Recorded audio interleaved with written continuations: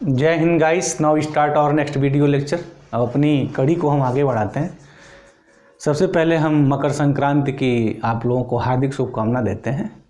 उसके बाद हम एक जो नई यहाँ सीरीज़ करने जा रहे हैं, सीरीज़ शुरू करने जा रहे हैं, वो गेट का है, जो आगामी जो हमारा फरवरी में एग्ज़ाम होने वाला है मैथ का।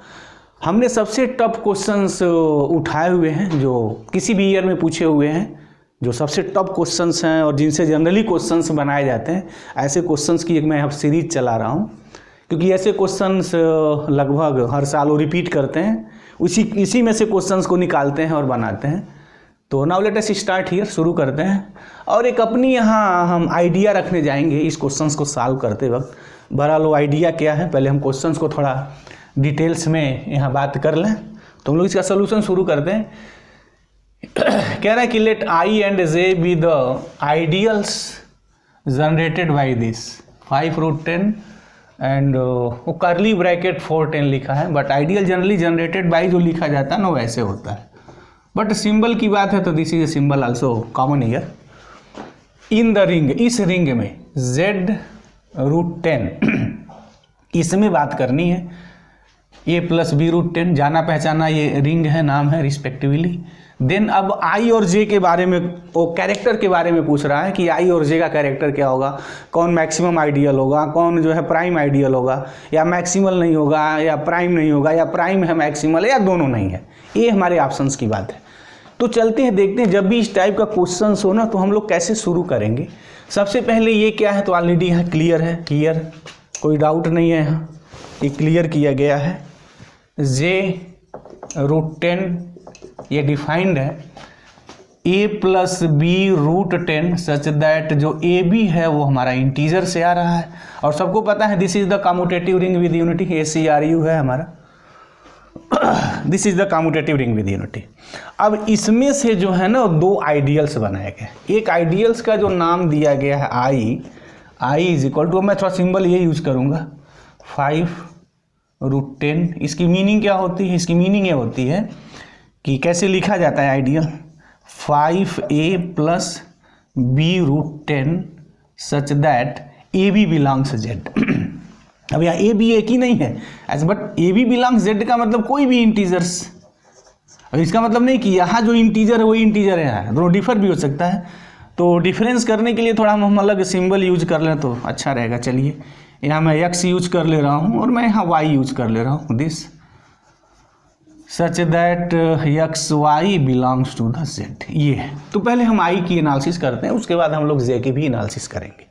ये मेरा दिया हुआ है। जब भी ऐसा क्वेश्चंस दिया जाए तो गाइस हमेशा एक चीज़ वहाँ आप ध्यान दीजिएगा कि सबसे पहले जनरली इस पे क्वेश्चंस बनते ही हैं, हमेशा पूछे भी जाते हैं, और हमारा भी बड़ा ये मतलब अच्छा क्वेश्चंस है, हमें भी अच्छा लगता है इस टाइप क्वेश्चंस। मेरे फेवरेट क्वेश्चंस में आप कहिए कि एक नाम शुमार हम करते हैं, और एग्जामिनर के लिए भी फेवरेट है ये। अब देखिए इसमें बड़े अच्छे अच्छे टेक्निकल क्वेश्चंस बनाए जाते हैं। CSIR वाले तो खूब इसमें क्वेश्चंस बनाते हैं, गेट में भी आता है।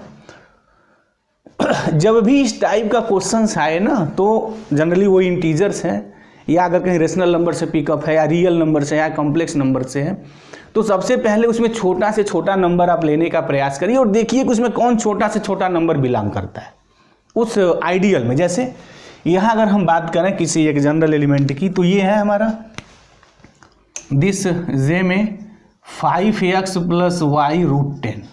अच्छा, X Y कोई भी इंटीजर है, तो सबसे जो हम लिस्ट एलिमेंट की यहाँ बात करें कि अगर वहाँ जीरो नहीं लेना है, जीरो के अलावा दैट इज ए पॉजिटिव कैसे यहाँ लिखेंगे, तो अगर मैं यहाँ y 0 कर दूं और x 1 कर दूं तो 5, और ये 5 बिलोंग्स जो होगा this definitely this belongs to I here.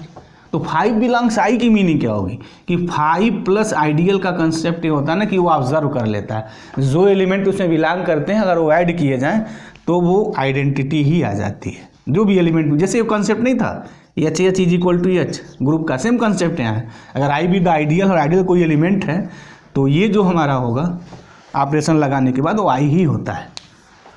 तो अच्छा, 5 के अलावा और क्या होगा, और कोई एलिमेंट्स तो ऐसा है नहीं। अच्छा, अगर X मैं 0 लिख दूँ और यहाँ Y 1 ले लूँ तो √10 है, तो यहाँ √10 बिलोंग्स टू द I है। तो अगेन √10 + I में अगर लिखूँगा तो ये भी I आएगा। अच्छा y की वैल्यू अगर 1 लिखें तो √10, 2 लिखें तो 2√10, 3√10 है सब, these are all the elements of the I here. तो √10 भी आई का एलिमेंट है, 5 भी एलिमेंट आई का है। अच्छा, ये बताने का हमारा उद्देश्य क्या है, मतलब क्या है? मतलब ये है कि अगर 6i+6 की बात कहीं आ गई तो उसको मैं लिखूंगा कैसे, i+5+1, this is the i+1।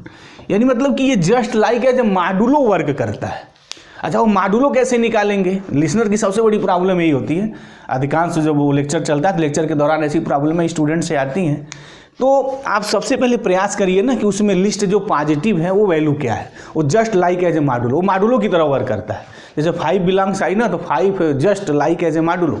अच्छा, अगर इसमें 9 बिलोंग्स आई होगा ना तो 9 just like as a modulo, लेकिन जो सबसे लिस्ट होता है वो लेते हैं। जैसे यहाँ 5 बिलोंग्स आई है ना, तो 5 just like as a modulo. तो अब कोई इंटीजर्स लिखेंगे, अगर 5 से ग्रेटर है तो 5 से डिवाइड कर देंगे, अगर निगेटिव है तब भी वो 5 से डिवाइड कर देंगे। जैसे फॉर एग्जाम्पल की एक बात हम ले लें, i-2 हो गया, तो अगर i-2 जो एलिमेंट है अगर ऐसा कहीं तो क्या लिखा जाएगा अंडर मॉडुलो 5, तो -2 को ना 5 से डिवाइड करिए 1 टाइम्स, तो ये 5 हो जाएगा -9, तो ये this is the -5 plus this is the 3 year, तो रिमाइंडर इससे छोटा था greater than 0, this concept is right. तो i-2 की मीनिंग है हमारा i+3 से, या ये लिखें बात एक ही है। अब देखिए, अब हम कैसे इस चीज़ को लिखेंगे, चलिए ये तो मेरी बात हो गई। अब यहाँ एक रिजल्ट की हम कुछ यहाँ बात कर लें, जिस रिजल्ट पे क्वेश्चन बनते हैं, जैसे कि अगर हमारे पास R कोई भी रिंग है, if R be a ring और वो कम्यूटेटिव रिंग विद यूनिटी हो, मतलब if R is a CRU, कोई भी अगर R CRU है और M इसका आइडियल है, M be a ideal of R, if R by M is a field, R if and only की कंडीशन है, R by M is a field if and only if M is maximal ideal, ये होता है। अगर R by M is integral domain if and only if M is prime ideal. तो actual में इस result पे एक क्वेश्चन बना हुआ है, और उस रिजल्ट का हम लोग यूज कैसे करेंगे जब तक हम लोग लिस्ट नंबर पता नहीं करेंगे, ताकि वो मॉडुलो का अगर कंसेप्ट नहीं मिलेगा ना तब तक आप इसके एलिमेंट को आप निकाल नहीं सकते हैं। देखिए, जैसे अब इसके एलिमेंट को अगर हम लोग निकालने जाएं, बस इसी रिजल्ट पे क्वेश्चन डेवलप हुआ है हमारा। अब देखिए इस कैसे खूबसूरत रिजल्ट को यहाँ बनाया गया। तो सबसे पहले यहाँ जो प्रॉब्लम थी ना इसकी बनाने की, ये आप ऐसे इसको बनाएं। हालांकि बहुत सारे सॉल्यूशन प्रेजेंट हैं इस पे, बट हमने एक यूनिक सॉल्यूशंस देने का यहाँ प्रयास किया है। आप देखेंगे तो खुद ही क्लियर हो जाएगा आपको।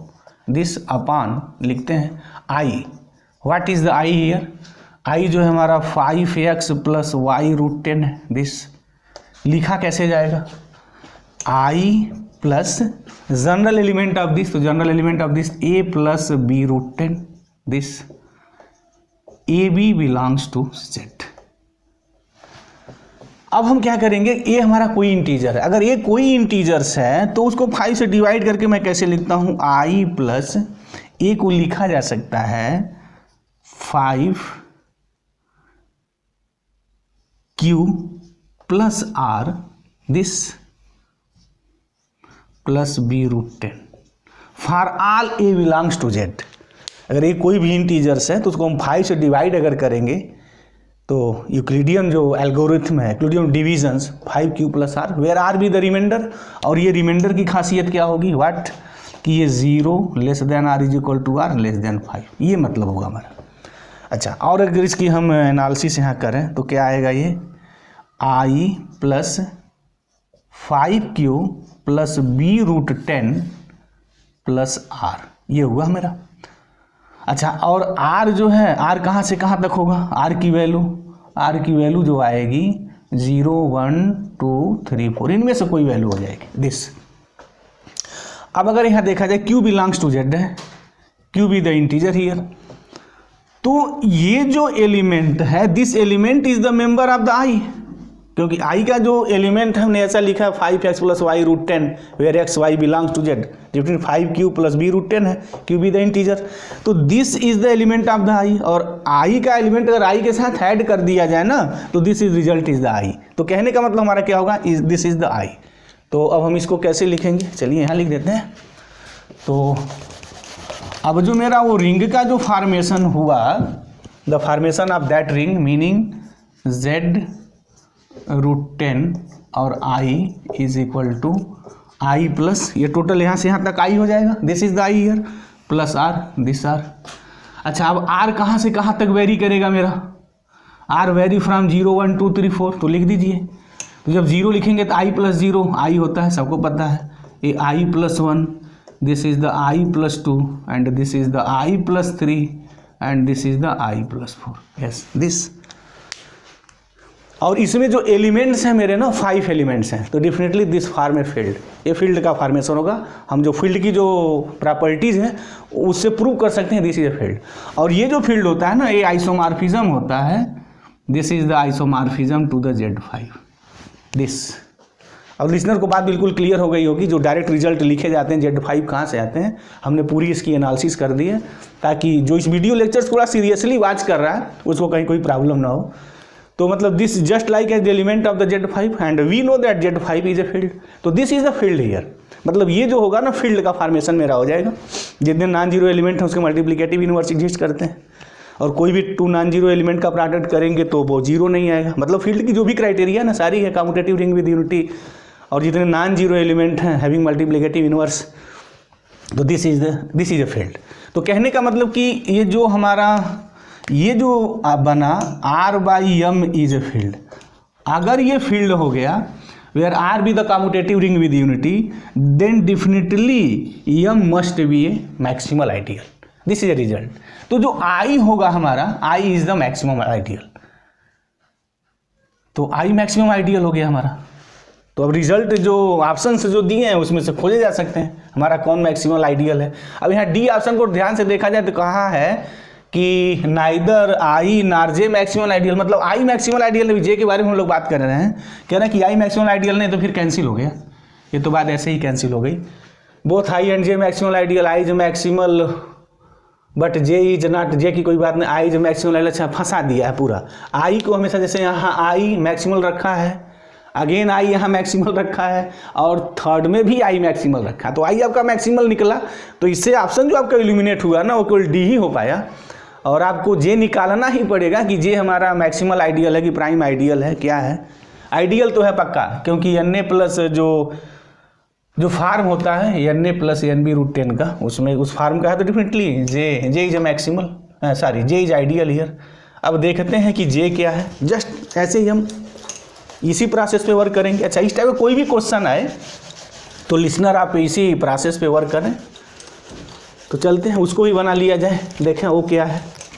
अब उसमें फिर वही जो भी हमने आपको एक ट्रिक आइडिया डेवलप की, जो क्या कि लिस्ट एलिमेंट खोजिए, तो पहले यहाँ जे लिख लिया जाए। जे क्या है हम लोगों के पास, यहाँ जो जे है, जे इज इक्वल टू वाट, ये है 4a, तो x यहाँ लिख दें, चलिए 4x प्लस y√10। अच्छा अब x y लिसनर ये नहीं समझ जाएंगे कि वही है जो जे का, नहीं बस ये इंटीजर्स हैं, इस स्तर पे तो स्टूडेंट इतनी कॉमन सेंस मैथमेटिक्स की बात है उनके लिए भी तो समझ सकते हैं। तो ये अब ये दिखाना है कि ये क्या है, मैक्सिमल है, प्राइम है या क्या है। तो सबसे पहले हमने क्या बताया कि इसका थोड़ा लिस्ट एलिमेंट, लिस्ट पॉजिटिव खोजने का प्रयास करिए। तो x इज इक्वल टू मैं 1 लिखूँ और y इज इक्वल टू 0। अच्छा एक बात वहाँ मेरी छूट गई ध्यान से, कि कोई स्टूडेंट का नेचुरल क्वेश्चन वहाँ एराइज हो सकता था कि क्या 2 + √10 जैसा नहीं होगा क्या, तो उसका जवाब हम यहाँ दे देंगे, तो वहाँ बात तो कंप्लीट हो जाएगी।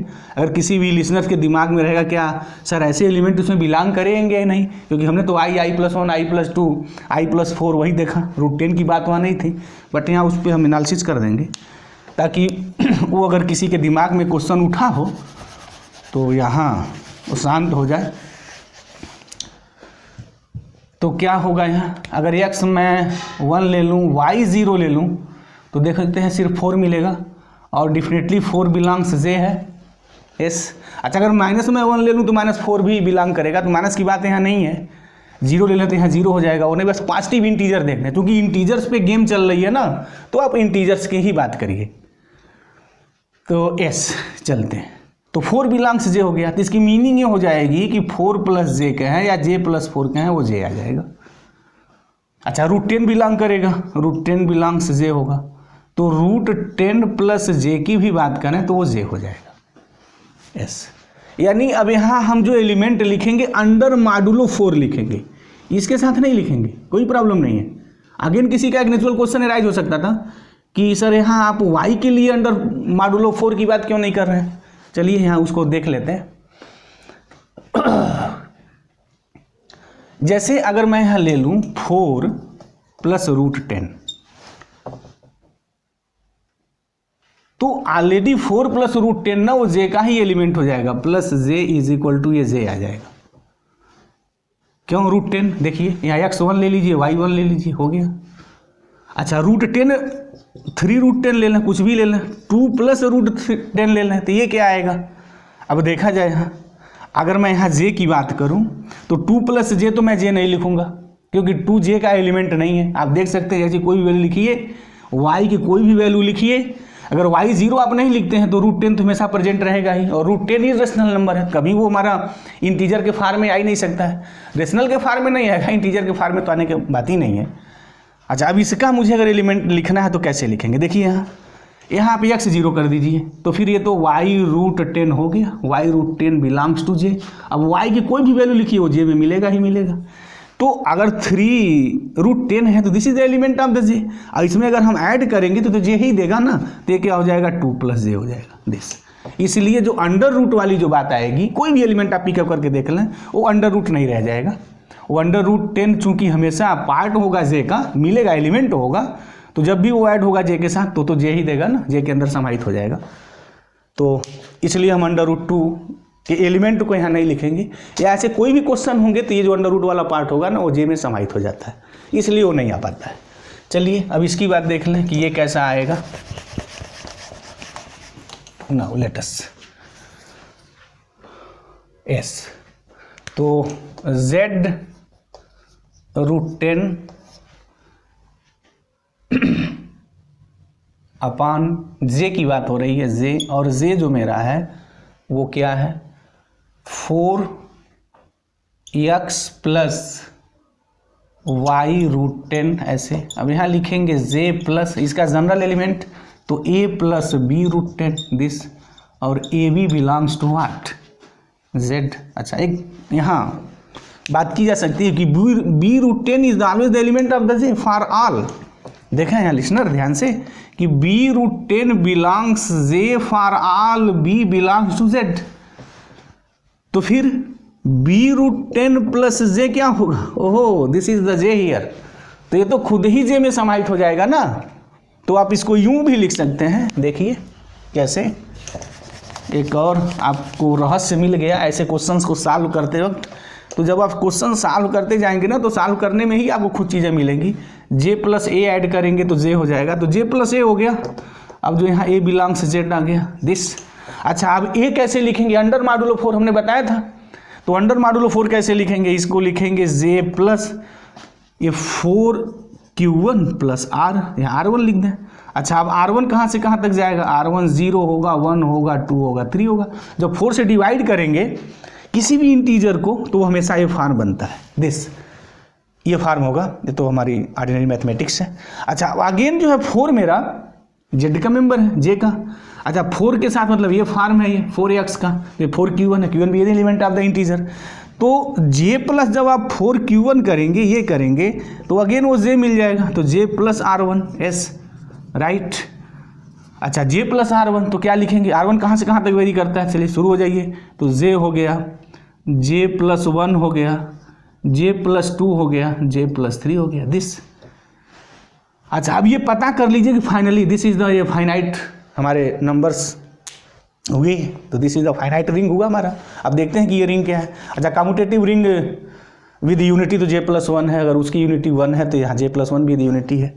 But this is A not integral domain, integral domain नहीं है। क्यों नहीं है कि जरा देखिए यहाँ कि इसका जो एक मेंबर है, थोड़ी मैं बात यहाँ कर दूंगा दिस, कि j प्लस 2 ये 0 नहीं है, not is equal to 0, but j plus 2 into J plus 2 निकालें, जैसे हमारा प्रोडक्ट ऑफ द आइडियल्स होता है, तो फिर क्या होगा j plus 4 and j plus 4 is equal to j and this is the 0, j is the 0 of this ring.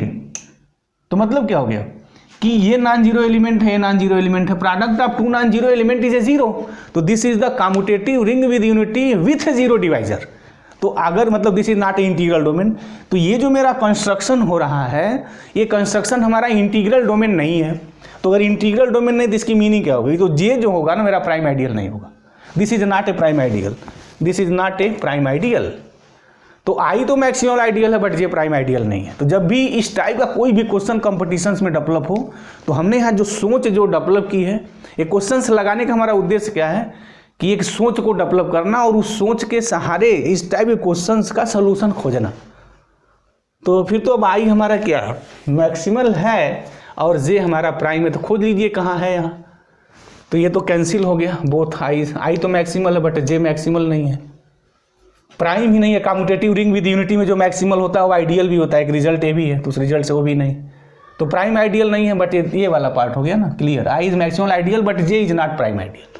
तो बाकी सी गलत हो जाएगा, डी तो पहले ही हो गया। तो मुझे उम्मीद है कि ये जो क्वेश्चंस रहा है एक आपको आइडिया मिली, how can you solve such type of the questions. अब हम एक पूरी सीरीज चलाएंगे जब तक गेट का एग्जाम नहीं हो जाता है, आगामी जो होने वाला है फरवरी में, और जितने टिपिकल क्वेश्चंस होंगे इस टाइप को उस क्वेश्चंस को मैं सॉल्व करूंगा। तो thank you very much guys, जय हिंद।